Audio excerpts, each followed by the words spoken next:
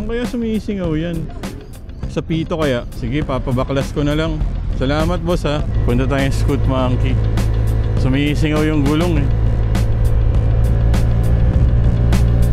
Hindi mo lang gamitin ng isang araw, zero na agad. Wala tayong dalang spare battery. Bahala na. Hanggang saan naabot ang baterya nito. Bakit basa dito? Saan galing yan? Where's the leak coming from?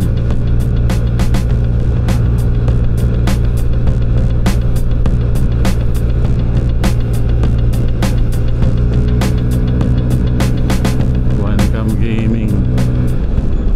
Wala eh. Sa Scoot Monkey lang tayo may sure na pambaklas. Doon na lang kesa sa Jomek, nakakaligaw doon eh. Medyo malayo nga lang din yung Scoot Monkey.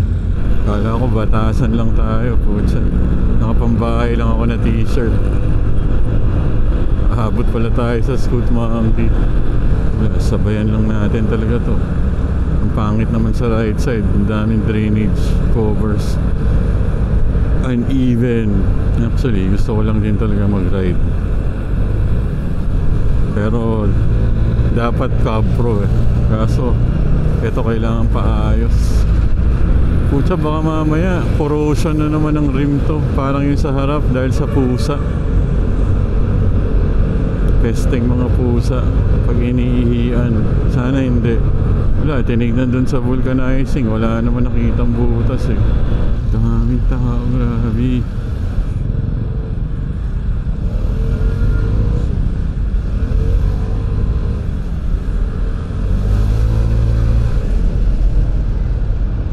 Oh my God.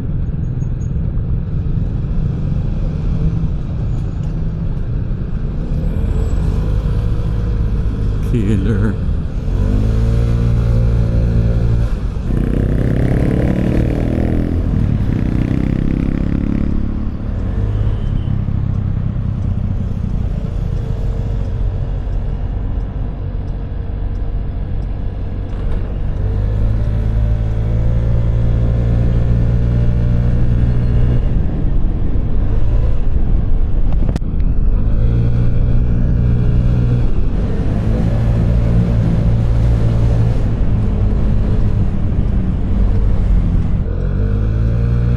One way.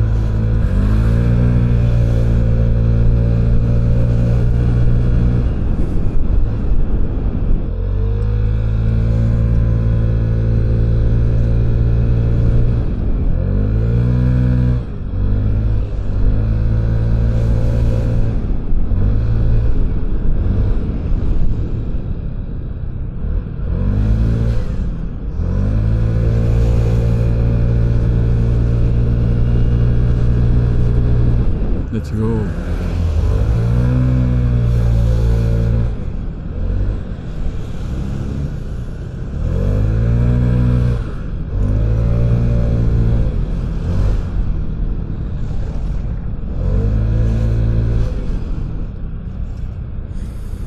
Rock and roll.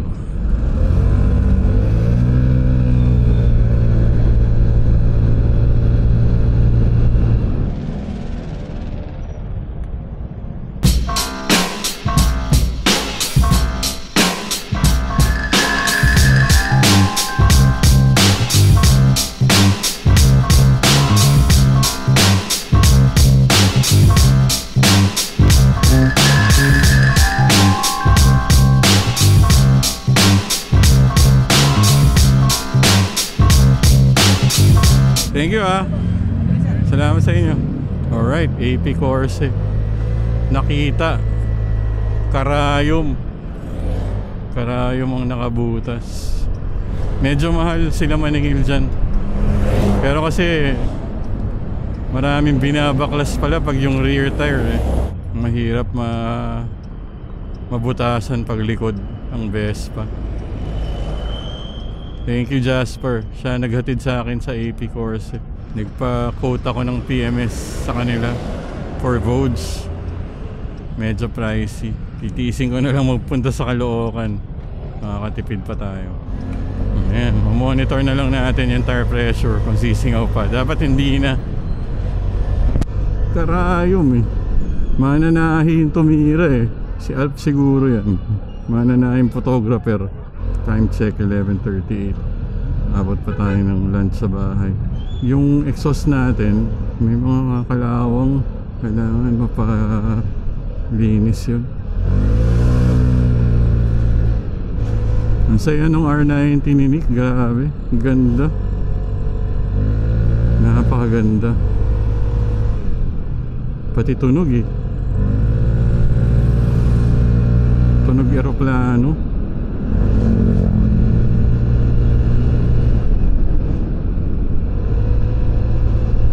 Oh, hindi tayo aabot dyan. Basta tayo mas traffic light.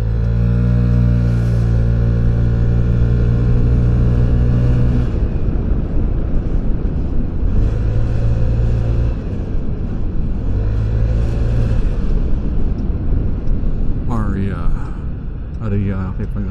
Saan kaya ito na flat, no? Saan ko kaya nakuha yung aspili na yun? Ito na naman tayo sa Chestmount. Sana diretso. Ginamitan ko naman siya ng bubble up. Level naman.